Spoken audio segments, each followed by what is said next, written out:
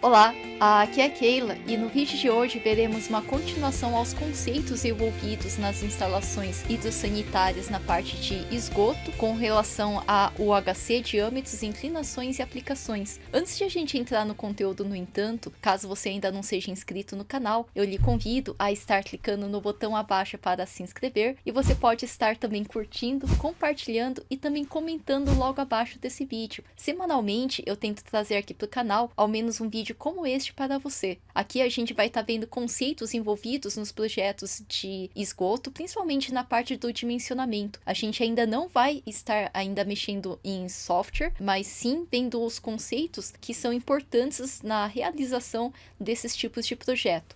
Vamos lá! Primeiro, em relação aos materiais utilizados, de acordo com a NBR 8160, os materiais empregados nos sistemas prediais de esgoto sanitário devem ser especificados em função do tipo de esgoto a ser conduzido, de sua temperatura, dos efeitos químicos e físicos e dos esforços ou solicitações mecânicas a que possam ser submetidas as instalações. Os materiais empregados nas tubulações e conexões de esgoto são o PVC linhas sanitárias, como os dessa imagem, o ferro fundido, como essa imagem aqui, e a manilha cerâmica, que é a tubulação cerâmica que está lá em cima também. A maioria dessas imagens que eu acabei trazendo de e-commerce então. Em virtude de suas vantagens, o PVC é o mais utilizado nos sistemas prediais de esgoto, e a série reforçada de PVC, essa daqui de cor ligeiramente diferente daquela anterior e de espessura de parede maior que o da série normal, essa PVC reforçada de espessura maior, ela é utilizada na condução de efluentes em trechos que sofrem maiores impactos, como acontecem nos tubos de queda, subcoletores, ramais de despejo de máquinas de lavar louças, condutores verticais da água da chuva e em obras com mais de 3 pavimentos também. E, logicamente, ela é utilizada também em tubulações aparentes. Nos pontos críticos da instalação, como nos pés da coluna, tubo de queda, podem ocorrer choques pela queda de resíduos sólidos nos esgotos. Os tubos de ferro fundido, que são regulados pela NBR 9651 de 1986, tubo e conexão de ferro fundido para esgoto e especificação, são incombustíveis e possuem alta resistência a choques, e são os mais utilizados nas instalações aparentes em garagens, subsolos ou pilotis. Também apresentam alta resistência a produtos químicos, alta durabilidade e resistência a altas temperaturas. As manilhas cerâmicas, as tubulações cerâmicas reguladas pela NBR 5645 de 1990, versão corrigida de 1991, tubo cerâmico para canalizações, são as mais utilizadas para receber efluentes industriais e solventes orgânicos, possuem resistência à ação de solos agressivos e de correntes eletrolíticas.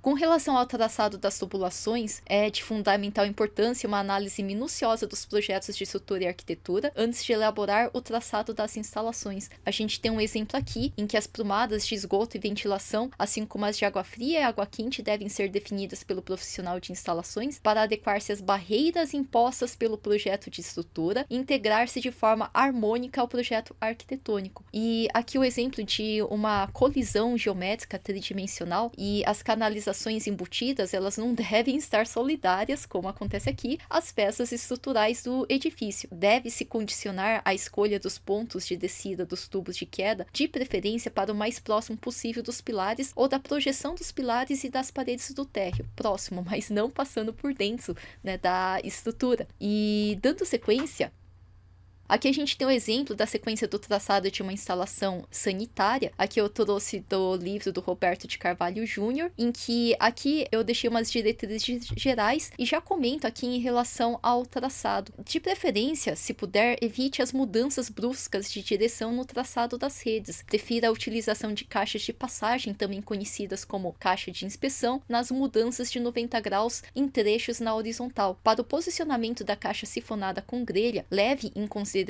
que o piso deverá apresentar declividade favorável ao escoamento das águas para a caixa sifonada. A caixa sifonada, também conhecida como ralo sifonado, deve estar o mais próxima possível da ligação com o ramal de esgoto para simplificar a instalação da ventilação. Aqui eu vou estar arriscando por cima, mas basicamente é só lembrar que a gente tem o sistema de esgoto, ele sendo contrário a todos os outros demais sistemas MEP, os outros demais sistemas mecânicos, elétricos e hidráulicos. únicos. Quando a gente tem todos os outros sistemas prediais, a gente sempre tem um ponto de origem e vários pontinhos terminais em relação a essa origem. Por exemplo, quando a gente tem o projeto de climatização mecânica, a gente tem o equipamento mecânico principal e os vários pontinhos terminais. Quando a gente tem água fria e água quente também, a gente tem o equipamento de origem, vários pontinhos terminais. Mesma coisa com relação ao quadro elétrico, o painel de distribuição e os vários pontos ali terminais de tomadas e pontos de luz também. Então, quando a gente tem o sanitário, a parte de esgoto, ele é o único sistema ao contrário. A gente tem vários pontos de origem de água servida, daí tem a bacia sanitária, um ponto de água imunda, e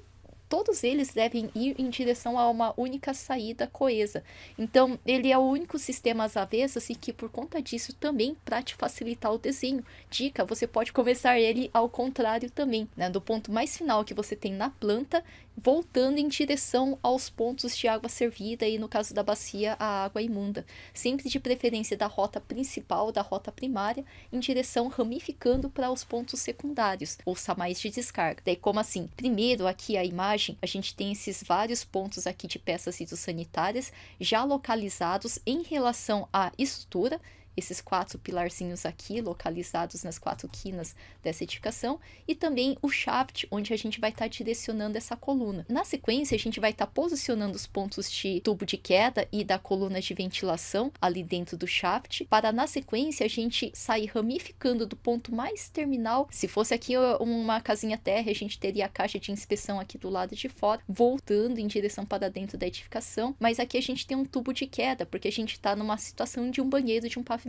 tipo. Desse tubo de queda, o ramal primário de esgoto, a gente vai estar ligando aqui em direção à bacia sanitária, esse caminho primário, esse caminho que a gente desenha essa rota primeiro. Daí, feita essa rota primeiro, também a gente pensa em ramificar em relação aos ralos, tanto o ralo seco quanto caixa sifonada. Dessa forma, então, a gente tendo aqui posicionado, né, continuar aqui nessa imagem, a gente tem aqui o tubo de queda de esgoto primário, aqui ramificando em direção à bacia sanitária, né, daqui voltando como se fosse um sistema de ponta-cabeça, um sistema às avessas, e dessa forma a gente ramifica em direção à caixa sifonada. Dessa forma, então, a gente tendo o tubo de queda, ele ligando aqui o esgoto primário em direção à bacia sanitária, ramificando em direção à caixa sifonada, dessa forma, na sequência, a gente faz a ligação desses ralos e demais peças, ou seja, voltando aqui em direção ao ralo seco e voltando aqui em direção, ramificando em direção ao lavatório. Dessa forma, então, a gente na sequência, se a gente já tem todo esse desenho realizado,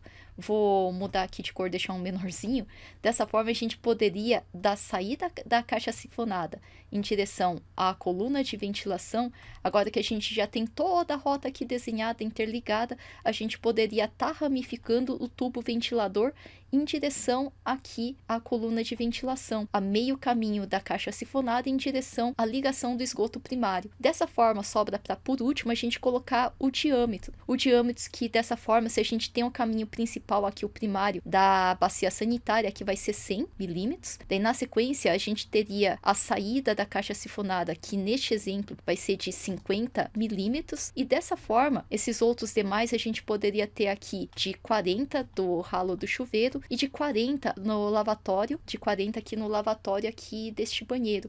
Essas medidas, elas são dadas de acordo com uma tabela da NBR de esgoto, e ela vem de acordo com a UHC, a unidade Hunter de contribuição de cada uma dessas peças. Como é um valor padronizado, com o tempo de tanto que você realiza esses projetos, você memoriza esses valores, mas a gente vai estar vendo essa tabela já já na sequência inclusive.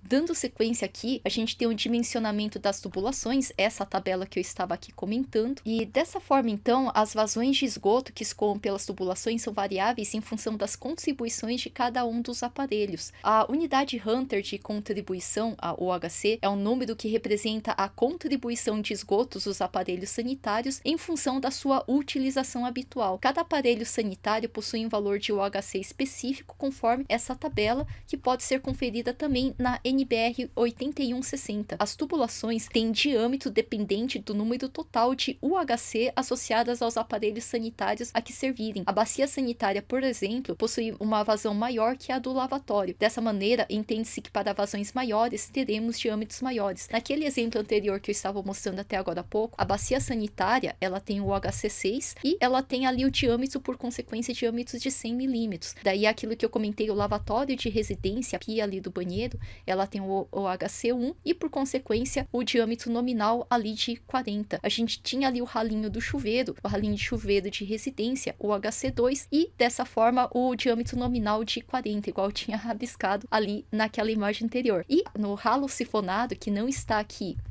nessa tabela, o ralo sifonado ele entra com aparelhos não relacionados na tabela, essa tabela anterior, e dessa forma, se a gente fosse somar que aqui daquele ralinho estava contribuindo tanto o ralo seco quanto aqui esse lavatório, daí esses dois estão chegando aqui nesse ralinho, que dessa forma então a gente soma o peso do lavatório, que seria peso 1, mais o peso do chuveiro que está chegando ali, que é o peso 2. Dessa forma a gente tem o peso 3 e por consequência ali vai ser o diâmetro da saída do ralo, diâmetro de 50, os pontos que estão chegando nela. Mas isso a gente vai calcular mais uma vez mais para frente também.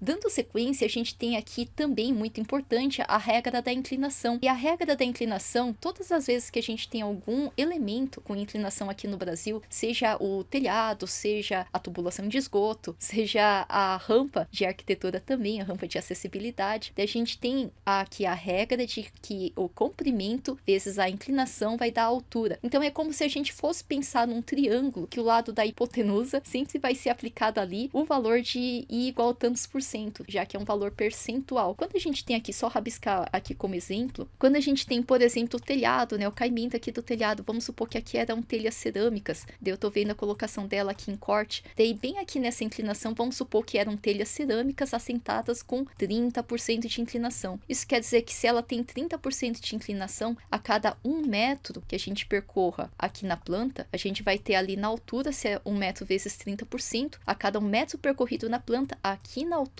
a gente vai estar andando aqui na altura também, com 30% de inclinação, a gente vai estar caminhando 30 centímetros, que seria 1 vezes 0,30, vai dar 0,30 metros, neste caso 30 centímetros. Se a gente fosse fazer com a tubulação de esgoto, na verdade, mesma coisa, né, fazer aqui de cor diferente. Quando a gente tivesse aqui o tubão grande de esgoto aqui descendo, né, com 1% de inclinação, porque é um tubo de 100 milímetros, vamos supor, aqui de 100 milímetros. Nesse caso, então, esse tubão que está descendo aqui nessa rota, nesse sentido com 1%, ele estaria a cada 1 metro percorrido em planta, ele estaria caindo aqui na altura exatamente 1 centímetro, né? 1 centímetro aqui na altura e 1 metro aqui percorrido em planta. Ele estaria com 1% de inclinação. A cada 1 metro que ele andasse, ele cairia 1 centímetro. Se andasse 2 metros, cairia 2 centímetros para baixo, ali dado o valor da inclinação. Se fosse um tubinho pequeno, com 2% de inclinação, por exemplo, um tubo de 50 milímetros ou de 75 milímetros, nesse caso, a cada 1 metro percorrido na planta, ele cairia 2 centímetros. Se andasse 2 metros na planta, cairia 4 centímetros.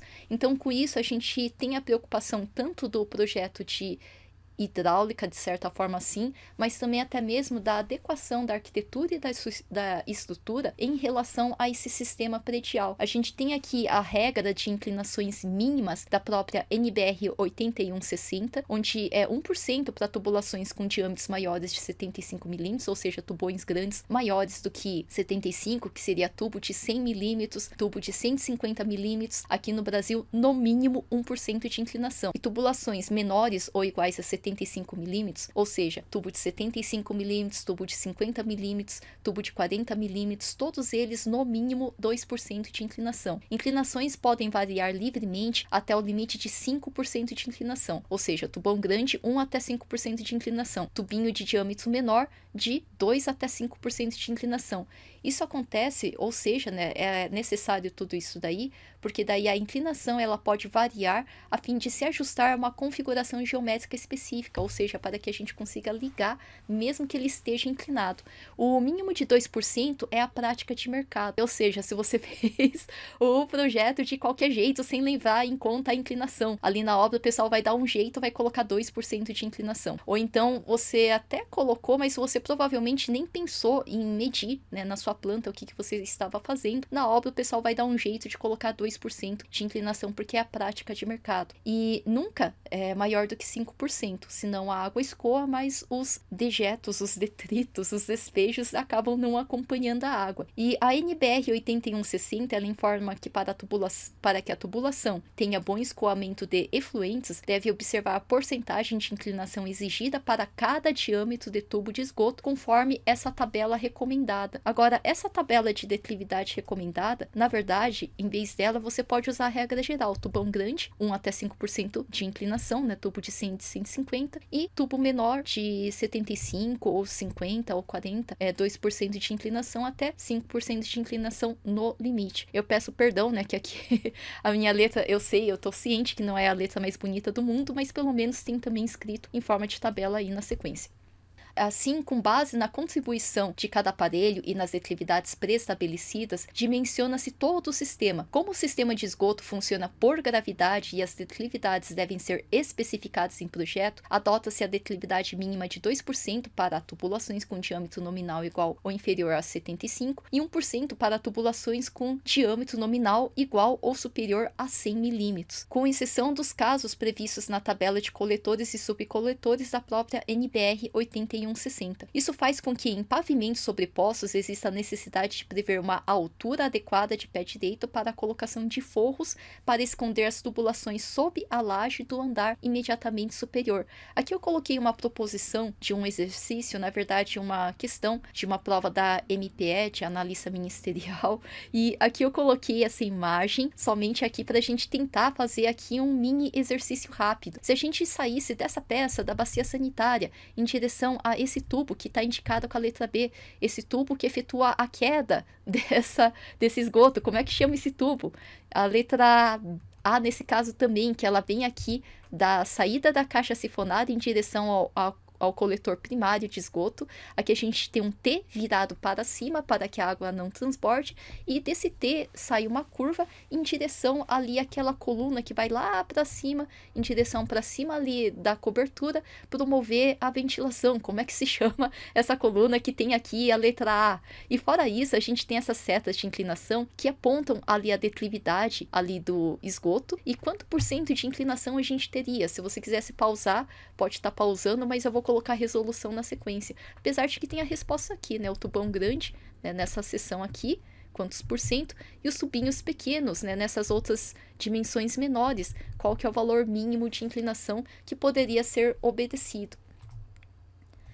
Agora, aqui a resposta, então, eu coloquei inclusive uma imagem que a gente já viu em vídeo anterior. Eu coloquei aqui colorido, não é representado colorido, mas eu coloquei aqui só para ficar mais fácil de a gente ver junto. E eu coloquei o texto que é igualzinho eu coloquei da última vez, que na verdade é um texto da própria NBR. Daí a definição desses ramais é que o ramal de esgoto, que eu pintei aqui de cor verde, ele recebe os efluentes dos ramais de descarga, que eu pintei na cor laranja, esses aqui, que vêm das peças. Suas ligações ao subcoletor e coletor predial, que eu pintei de roxo e de azul, devem ser efetuados por caixas de inspeção, se for pavimento térreo, ou tubos de queda, se forem pavimentos acima do térreo. E aqui então, eu pintei também de cor laranja dos ramais de descarga e pintei de cor verde os ramais de esgoto aqui também. Quando a gente tem então essas ligações, né, coloquei o tracejado ali para a coluna de ventilação, e quando a gente tem essas ligações, só lembrar então que, aliás, aqui já está identificado, né, o tubo de queda e a coluna de ventilação, mas continuando, a gente tem que, quando é tubão grande maior do que 75, ou seja, tubo de 100 milímetros, tubo de 150 milímetros, aqui como por exemplo sai da bacia sanitária 100 milímetros, neste caso vai ser 1% para tubos com diâmetro maior do que 75 milímetros. E a outra condição seria para tubos pequenos no diâmetro, seria 2% para tubos com diâmetro menor ou igual a 75 milímetros. Ou seja, esses aqui, que esse daqui, por exemplo, é de 50, esse aqui ele vem de 40, aqui vem 40 e aqui vem 40 milímetros também. E as inclinações podem variar livremente até o limite máximo de 5% de inclinação, então, de acordo com a nossa NBR 8160. Dando sequência aqui, Aqui para facilitar o início, o start do projeto de hidráulica, eu deixei aqui dados iniciais que devem ser levados em consideração para ficar mais facinho. Então, primeiro, ao receber o projeto de arquitetura, primeiro defina as áreas de coleta, a quantidade de banheiro, cozinha, áreas molhadas. Definiu onde estão as áreas que têm as peças de instalações hidrossanitárias, que seriam as áreas molhadas. Na sequência, defina, aloque onde vão ficar os aparelhos sanitários, bacia, chuveiros, lavatórios e os ralos e caixas também. Na sequência, defina a declividade mínima dos tubos na instalação conforme o diâmetro do tubo. Se for tubinho pequeno, de 75 para baixo milímetros, seria 2% no mínimo. E se for tubos maiores, tubo de 100 e 150, daí seria na sequência, então, no mínimo 1% de inclinação. Daí, dessa forma, pensando também, inclusive, na declividade que ele vai estar ocupando, dessa forma, desenha a rota principal ramificando na sequência para a secundária. Daí, como assim? Às vezes o pessoal fala instalação primária, instalação secundária. Aqui eu deixei desenhado para ficar mais fácil, então, que a instalação primária, esse aqui, por exemplo, do coletor predial, é a tubulação que contém os gases do ramal de esgoto, que também é primário, e também dos coletores. Ou seja, tudo aquilo que não é ramal de descarga, ele é instalação primária. E também se houvesse, ao invés da ligação em direção à infraestrutura urbana, a própria fossa séptica também comporia a instalação primária. Ou seja, tudo aquilo que não sai da peça, que seria, neste caso, o ramal de descarga. Já a instalação secundária de esgoto, ela se dá do ponto de origem do ramal de descarga da peça hidrossanitária até antes do fecho hídrico, dado através da caixa sifonada. Então, tudo isso daqui seria a instalação secundária. É como se a gente fosse pensar justamente o esgoto como sendo um sistema às avessas, um sistema de ponta cabeça, onde a gente tem aqui a ligação, o final dele, na verdade, como sendo primário, como se fosse aqui ele sendo de ponta cabeça, a saída dele é a primária, em direção até a caixa sifonada, quando houver alguma caixinha. E dessa forma, saindo ali da pia, saindo aqui do tanque, saindo da máquina de lavar, saindo das peças de uso, essa ligação do ramal de descarga é aquilo que o pessoal entende como sendo a ligação secundária. Afinal de contas, no traçado, para até mesmo a gente dar continuidade ao desenho com a inclinação correta, a gente desenha ele aqui voltando. Fez o caminho primário, faça a rota secundária ramificando ali em direção aos equipamentos de origem. Da mesma forma que fez aqui essa ligação primária, daí faça ali voltando, ramificando em direção ao desenho secundário. E aqui também já tem a rota aqui, que é a rota primária, faça na sequência aqui ramificando em direção aos pontos ali de ramais de descarga, as peças de origem. É como se a gente sempre fosse desenhar ele do fim em direção ao começo. É o único sistema em que a gente desenha dessa forma, inclusive. Todos os outros demais sistemas MAP, a gente acaba desenhando do jeito normal, que seria da origem em direção aos pontos terminais. Aqui, então, as instalações de esgoto em pavimentos sobrepostos, eu coloquei aqui mais alguns detalhes coloridos, novamente não é representado colorido, mas eu deixei para ficar mais fácil de a gente bater o olho e identificar. Nas instalações prediais de esgotos sanitários em pavimentos sobrepostos, eles se diferenciam das instalações em pavimentos térreos pela presença do tubo de queda, que o pessoal abrevia para as iniciais de TQ, de tubo de queda. Nas instalações residenciais térreas, o ramal de esgoto da bacia sanitária é ligado diretamente a caixa de inspeção, ou seja, que saiu da bacia sanitária vai lá para fora, onde vai ter uma caixinha de inspeção. Em pavimentos sobrepostos, no entanto, é necessário prever no projeto arquitetônico a localização do tubo de queda e da coluna de ventilação, além do forro rebaixado para esconder os ramais de esgoto. A parede escolhida para o posicionamento dessas plumadas deverá ter uma largura maior que o diâmetro das tubulações. O tubo vai para dentro da parede, logo a parede deve ter espessura maior nessa região para fazer caber a tubulação que vai descer, no caso do tubo de queda, ou a tubulação que vai subir, no caso da coluna de ventilação. Então, ainda assim, aqui mesma coisa, a gente tem aqui o tubo de queda e aqui a gente tem a origem dele, a bacia sanitária. Aqui novamente vou rabiscar para ficar mais fácil. A gente tem aqui do tubo de queda o desenho ligando aqui em direção à bacia sanitária. Ligou, na sequência, a gente tem a ramificação dele em direção à caixa sifonada. Por exemplo, aqui, essa ligação. Ligou em direção à caixa sifonada, na sequência volte um pouquinho mais em direção à peça que está chegando nela. Por exemplo, aqui, do lavatório, sempre ali do principal, ramificando do ponto mais final que a gente tem na planta, voltando.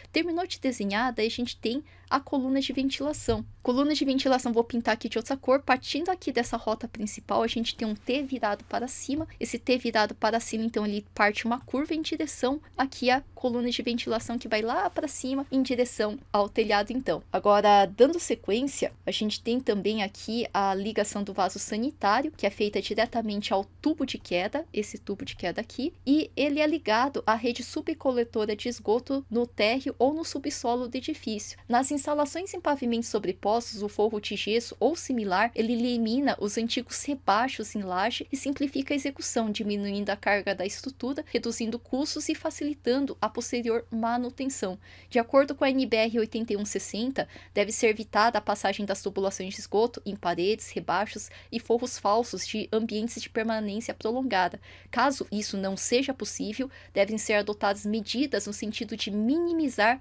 a transmissão de ruídos para os referidos ambientes. Ou seja, a gente tem ali, por exemplo, em sentido na vertical, como se a gente fosse ver uma edificação em corte, a gente tem um banheiro localizado logo acima de uma sala ou de, por exemplo, um dormitório. Se pudesse, neste caso, evitar esse tipo de colocação, é porque toda vez que a gente, por exemplo, se tivesse uma bacia com válvula de descarga na parede, a gente acionasse a válvula imediatamente no ambiente vizinho, o ruído ele se propagaria. E outra situação seria se eu fosse aqui em vista de planta, em planta colocar um quarto, eu colocaria o quarto deste lado de cá. Eu não colocaria deste lado aqui vizinho, ali passeando a colocação da parede hidráulica, né? A parede onde vai estar ali as peças hidráulicas colocadas. Então eu daria preferência a este lado de cá, por exemplo, para colocar a permanência prolongada, a localização destes ambientes. Isso em relação à colocação dos ambientes da arquitetura. Dando sequência, a gente tem aqui os níveis do terreno e as redes de esgoto. Aqui é uma imagem da Sabesp, onde os níveis projetados da edificação devem ser convenientemente estudados pelo arquiteto em relação ao escoamento do esgoto por gravidade. O arquiteto ele deve verificar se a cota de nível do coletor predial de esgoto é suficiente para a ligação ao coletor público por gravidade. O bombeamento do esgoto em pontos localizados abaixo do nível da rua deve ser evitado sempre que possível.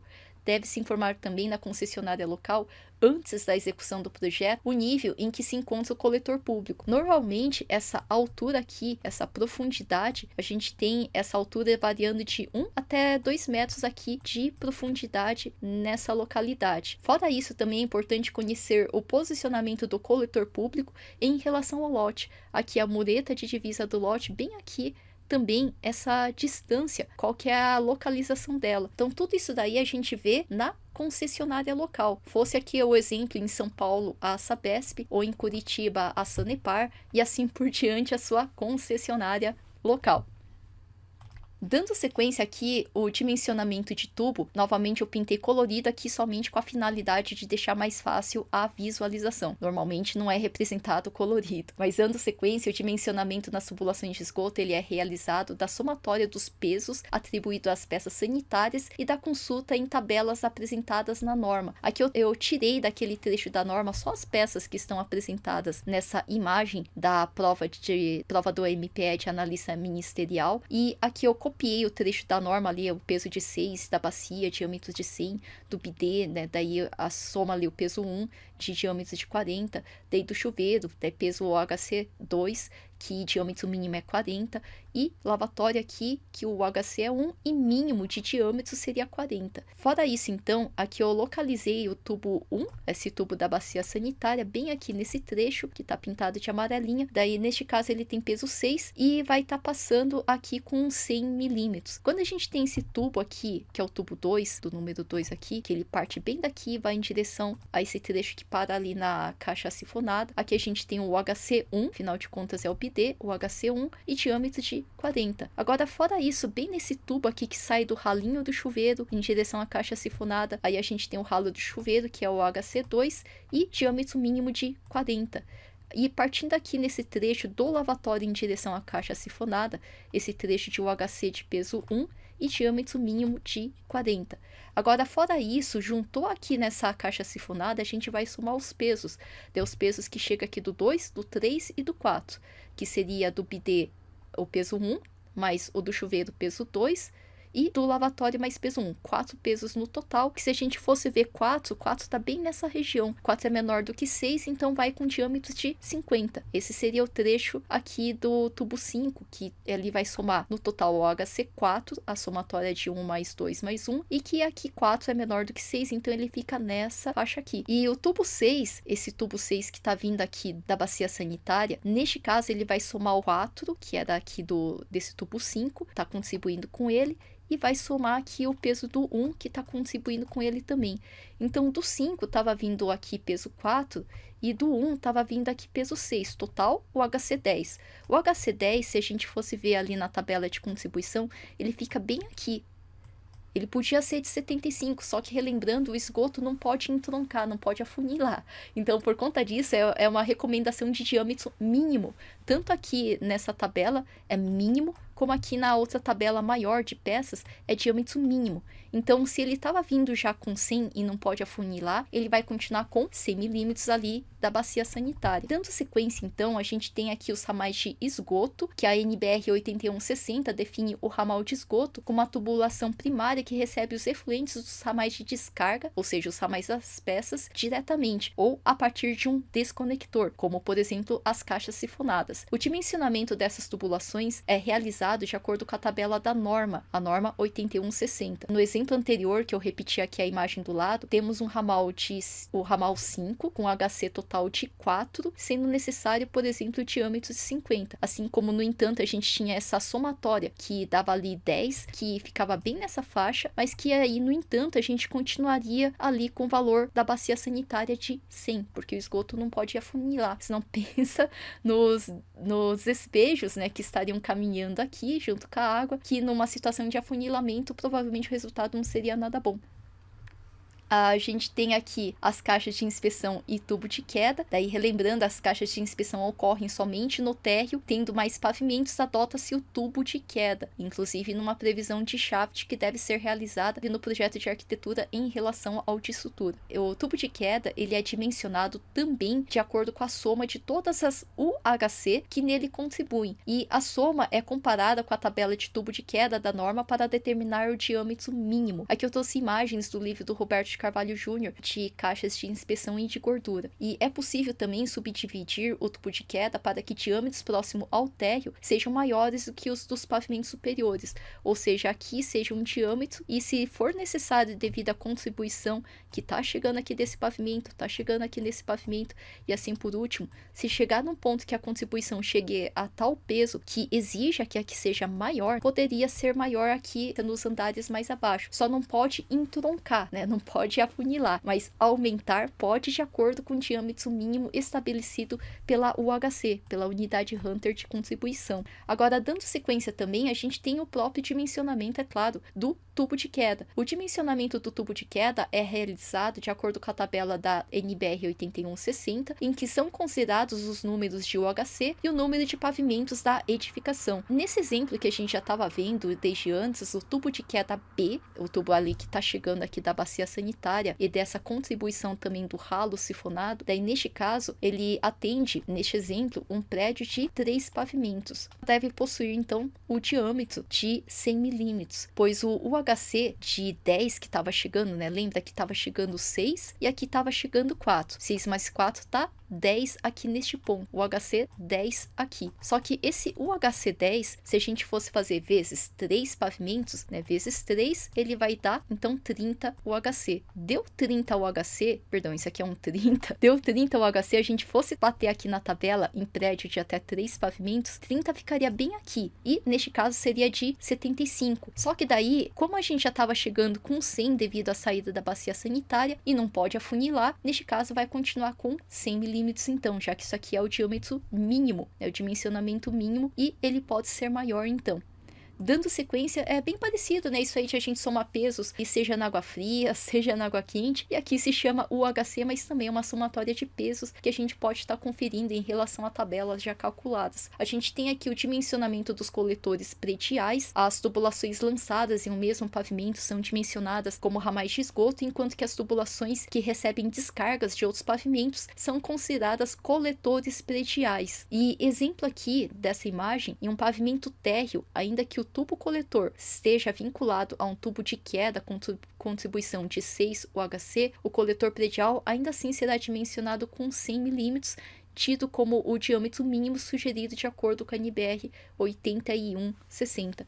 Ou seja, se estava chegando ali no tubo de queda, vamos supor que isso aqui ao invés de tubo de ventilação, aqui estava acontecendo no tubo de queda, ali com a contribuição de diversos outros pavimentos, e aqui desse tubo de queda de 6 UHC. Então, provavelmente, se era isso, eu acho que só tinham lavatórios e não tinha aqui, provavelmente, bacia sanitária, senão uma só bacia sanitária já dava 6 UHC. Então, chegando aqui nesse ramal, esse tubo, então, de queda, o coletor predial, se a gente tá com 6 UHC, seria dimensionada com 100, tido como diâmetro mínimo sugerido de acordo com a tabela da NBR 8160, que, de acordo com a UHC aqui prevista, a gente teria um diâmetro mínimo a ser recomendado para o ramal de descarga de uma forma geral. E fora isso, se necessário, a gente pode ver outras tabelas também, se ultrapassasse esse valor, para saber qual que é o diâmetro que vai ter ali e, em continuação, por consequência, aqui a ligação também do coletor público, já que não pode afunilar. Se aqui estava 100 mm,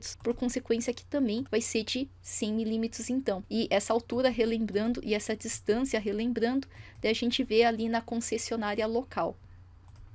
Dando sequência, a gente tem as somas de UHC e seus diâmetros, então são essas as tabelas a serem observadas, onde sempre a gente vai estar somando as UHC dos ramais de descarga das peças para o ramal de esgoto que os coleta. Então, compara-se na tabela. A tubulação de esgoto jamais poderá diminuir seu diâmetro durante o seu percurso, ou seja, ela mantém o diâmetro ou inclusive se torna maior se o peso ultrapassar ali o valor, e o cálculo de cargas é feito para determinar se a tubulação continua com o mesmo diâmetro ou deve aumentar o seu diâmetro no percurso. Dando sequência, aqui eu tenho exemplos de tubulação de esgoto de banheiro em pavimento térreo e em pavimento tipo, exemplos esses que eu tirei do livro do Roberto de Carvalho Júnior. E aqui, qual que é a diferença, né? Dá até para pausar o vídeo se necessário e fazer um jogo de 7 erros, quais que são as diferenças. A diferença basicamente está aqui. A gente tem uma caixa de inspeção quando é pavimento térreo, onde aqui então, né, só ligar aqui de novo o marca-texto, a gente tem aqui a caixa de inspeção e aqui esse trajeto primário, esse trajeto principal. Fez esse trajeto principal da caixa de inspeção, ligando ali em direção à bacia sanitária, daí na sequência já ramifica ali para o fecho hídrico, aqui em direção à caixa sifonada. Daí esse desconector que promove o fecho hídrico, promove o gás ali do esgoto não voltar em direção para dentro do ambiente. Feito isso, a gente pode ramificar da caixa sifonada em direção ali ao lavatório e dessa forma também promover a ventilação dele. Promovendo a ventilação, a gente tem um tubinho aqui, daí um T virado para cima, que na sequência ele vem aqui em direção ao tubo de colunas de ventilação, que vai ali lá para cima em direção à cobertura. Daí fora isso, a gente tem a previsão dos diâmetros em relação às unidades UHC ali da tabela. E de diferente aqui em direção ao pavimento tipo, é claro que se você está acima do térreo, você não tem a caixa de inspeção. A caixa de inspeção vai estar lá embaixo ali no térreo, daí depois você pode estar ligando ali em direção à coluna de queda, né, o tubo de queda, e dessa forma é a mesma coisa, você tem a ligação da bacia sanitária, você ramifica aqui do ralo, daí do ralo sifonado você vai em direção ali ao lavatório, e a meio caminho aqui, e igualzinho a gente tem a coluna de ventilação em direção à cobertura. Agora, dando sequência, a gente tem aqui um outro exemplo, em que se você quiser pausar para tentar solucionar esse exemplo, aqui a proposição seria de dimensionar as tubulações de esgoto sanitário predial para este banheiro de uma casa, tubulação enterrada, de acordo com esta planta. Se você quiser printar essa tela para tentar fazer, pode, mas aqui dando sequência para a resolução, a gente pode, como primeiro passo, tá determinando o traçado resultante, igual eu estava desenhando aqui, né? Sai da caixa de inspeção, faz ali o caminho principal em direção à bacia, fez esse caminho principal, ramifica ali em direção à caixa sifonada, ramificou, distribui em direção aos ramais de descarga. Daí a gente tem ramais de descarga e a gente tem aqui ramais de descarga então. Então a gente tendo desenhado o traçado da tubulação de transporte de esgoto, leve em consideração também as recomendações da própria NBR 8160. Daí, de acordo com a NBR 8160, as mudanças de direção devem utilizar peças com ângulo menor ou igual a 45 graus. As mudanças de horizontal para vertical podem utilizar peças de ângulos de até 90 graus. No caso de tubulações enterradas, as interligações devem ser feitas através de caixa de inspeção ou poço de visita. E aqui, dando sequência, a gente tem também o segundo passo, que seria determinar as unidades Hunter de contribuição em cada ramal. Daí, para o banheiro desse exemplo, aí a gente vai ter a bacia sanitária então, que seria o HC 6, de diâmetro de 100. Daí a gente teria o lavatório de residência, que seria o HC 1, diâmetro de 40. Daí a gente tem o chuveiro dessa residência, o chuveiro que vai ser o HC 2 e diâmetro de 40. E a caixa sifonada com grelha, que é a somatória dos ramais de descarga que estão vindo para ela. Ou seja, a somatória de 2 mais 1, que aqui está chegando 3. E assim por diante, a gente teria a contribuição também mais adiante aqui da bacia sanitária 6 e indo em direção aqui, por exemplo, à caixa de inspeção. Dando sequência aqui, para ficar mais fácil, determinou ali de acordo com a tabela a UHC, que eu coloquei peso 1, peso 2 mais 1 dá 3, somando aqui com 6 vai dar 9 em direção à caixa de inspeção. E dessa forma a gente pode estar conferindo aqui na tabela, inclusive os diâmetros equivalentes, que seria o próximo passo, o dimensionamento desses ramais de descarga, que é o RD que está marcado aí, em direção aos ramais de esgoto, que está marcado como RE na cor verde aí também. Então, o próximo passo, que seria o dimensionamento dos ramais de descarga, a gente vai ter também na mesma tabela de UHC, o UHC dos aparelhos sanitários de diâmetro nominal mínimo dos ramais de descarga, a gente conferindo essa tabela da NBR 8160, dessa forma os diâmetros resultantes, bem aqui no RD1, vai ser, por exemplo, o HC1, seria aqui de 40 milímetros. Daí no RD2, o HC2, bem aqui, que é o chuveiro de residência, por consequência a gente vai ter diâmetro de 40 milímetros. Daí na sequência no RD3 ali da bacia sanitária, bem aqui, a gente teria o HC6, por consequência diâmetro de 100 milímetros. Agora, quando a gente tem os ramais de esgoto, nele vai estar chegando uma somatória de ramais de descarga. Então bem aqui a gente tem o peso de 3, que é o resultado de 2 mais 1, desses dois que está chegando nesse ramal, é bem aqui e bem aqui. Por conta disso, a somatória de 2 e 1, a gente vai ter no total 3, daí a somatória 3 vai ser aqui então diâmetro de 50. Bem aqui a gente vai ter o diâmetro de 50.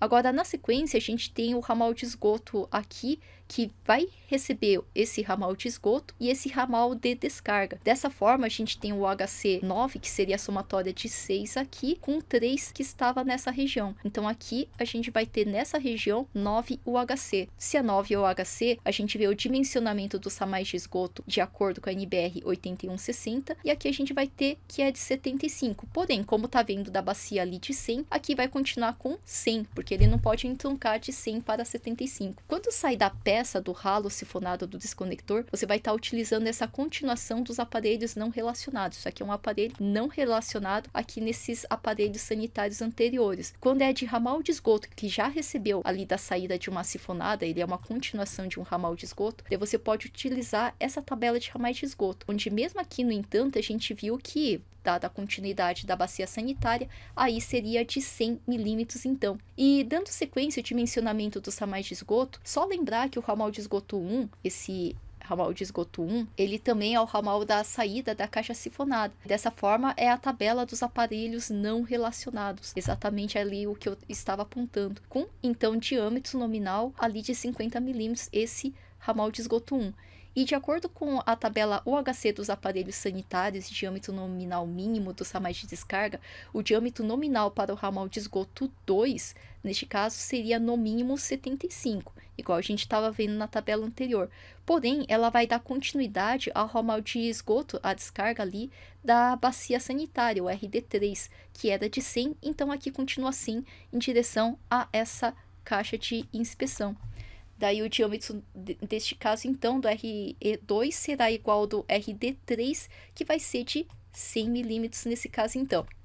Agora, dando sequência, a gente poderia, na sequência, determinar o traçado das tubulações de ventilação, uma vez que toda a ligação e seus diâmetros estejam realizados, e em prédio de um só pavimento deve existir pelo menos um tubo ventilador, ligado diretamente ao ramal de descarga de um vaso sanitário em junção ao coletor predial, subcoletor ou ramal de descarga de uma bacia sanitária e prolongando até acima da cobertura.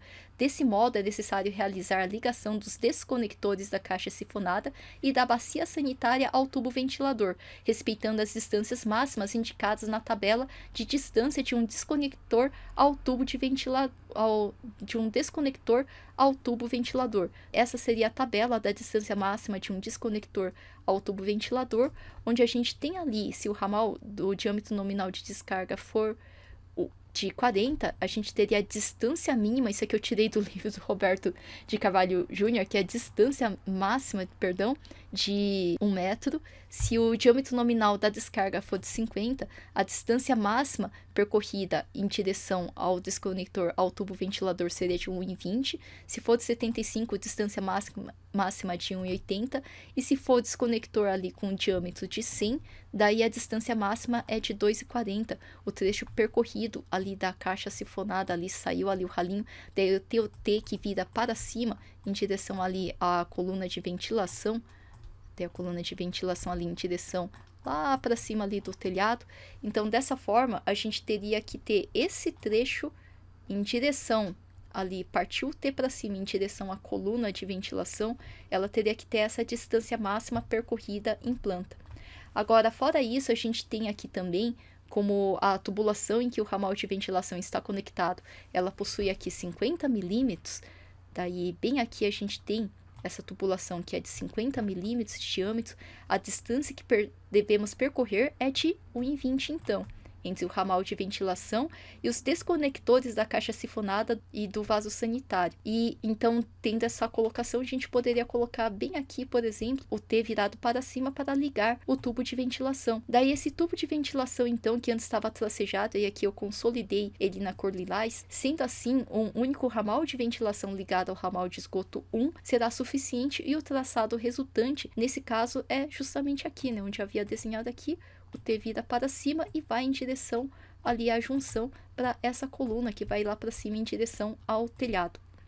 Fora isso, com relação ao dimensionamento da caixa sifonada, de acordo com a NBR 8160 para o dimensionamento dessas caixas sifonadas, existem condições mínimas que devem ser respeitadas, e quando as caixas sifonadas receberem efluentes de aparelhos sanitários, daí até o limite de 6 UHC, o diâmetro aqui do corpo dela, bem aqui onde está marcado esse diâmetro, daí ela deve ser de 100 milímetros.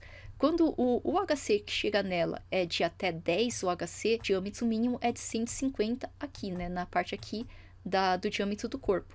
E quando a gente tem, chegando até ela, 15 UHC, daí o diâmetro dela aqui dessa parte do cilindro é de 150 milímetros.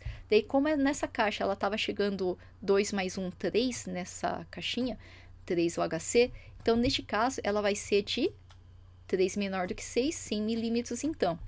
Agora, dando sequência, a gente tem também o dimensionamento, né, continuando aqui o dimensionamento das tubulações de ventilação. Como a casa em questão é a terra, não haverá neste caso tubo de queda. Sendo assim, a única ventilação existente será a secundária, ou seja, do diâmetro nominal do ramal de esgoto 2 de UHC 9, que é igual a 6 mais 3. Para isso, o ramal de ventilação deve obedecer aos limites determinados na tabela, e a coluna de ventilação deve seguir as indicações da tabela de dimensionamento de colunas e barriletes de ventilação da NBR 8160. Então, indo por partes aqui, lembrando que quando chegava ali, deixa eu só recuperar a imagem, bem aqui nesse ramal, a gente tinha nesse trecho mais final o HC9, que daí dessa forma então seria a localização dos 3 ali do ramal de esgoto da caixa sifonada, mais os 6 ali da bacia sanitária, o HC9. Olhando aqui embaixo nessa tabela de dimensionamento de ramais de ventilação, esse grupo ele tem bacias sanitárias, é diferente dessa parte aqui que é sem bacias sanitárias. Nesse caso então que ele tem bacia sanitária, esse peso 6 aqui, neste caso se deu 9 no total, ele fica até 17 UHC. Se ficou até 17 UHC, Só por isso, então, o diâmetro ali do ramal de ventilação é de 50. Via de regra, é por isso que casas térreas, geralmente, o ramal de ventilação é de 50. E quando é predial prédio de vários andares, dependendo da quantidade de andares, ele seria de diâmetro de tubo de ventilação de 75 milímetros no mínimo. E fora isso, então, a gente teria o dimensionamento das colunas e barriletes de ventilação, que dessa forma, se ele vai estar utilizando diâmetro de 50, aqui diâmetro 50, com o HC de 9, ou seja, ele fica 50 bem aqui, né, até 12. Dessa forma, a gente poderia ter o diâmetro nominal mínimo do tubo de ventilação aqui de 50 ou de 40, nesse caso, provavelmente adotando 50, então estaria seguindo bem nessa partezinha, onde o comprimento permitido dessa coluna de ventilação seria de até 61 metros percorridos, se a gente fosse usar bem esse valorzinho aqui, então, dessa tabela. E que bom que a gente tem essas tabelas, porque senão você teria que estar realizando com fórmulas de certa forma, de mecânica de fluidos. Daí o pessoal já veio calculando e formatando em forma de tabelas, como por exemplo essas aí de UHC, que a gente utiliza na parte de esgoto. Eu deixei aqui com fundo branco para ficar mais fácil de você recuperar e capturar. Eu deixei aqui na sequência também mais tabelas que você pode sair utilizando então para essa parte do dimensionamento do esgoto. E como leitura recomendada, aqui eu usei bastante, principalmente aqui o livro do Roberto Carvalho Júnior mesmo, de instalações hidráulicas, e usei bastante algumas imagens do manual da Tigre mesmo. Agora, fora isso, a maioria das tabelas, quase todas elas, ainda que eu tenha trazido de um livro, como por exemplo este daqui, ou de um manual, como os ábacos que estão ali no manual técnico da Tigre, ainda assim, a NBR, a fonte, então, desse conteúdo, seria a NBR 8160, de 1999, que você pode estar vendo, pelo menos no momento que estou gravando esse vídeo, é a norma mais recente disponível. Espero que você tenha curtido, você pode estar comentando logo abaixo deste vídeo também, mas nos vemos na próxima.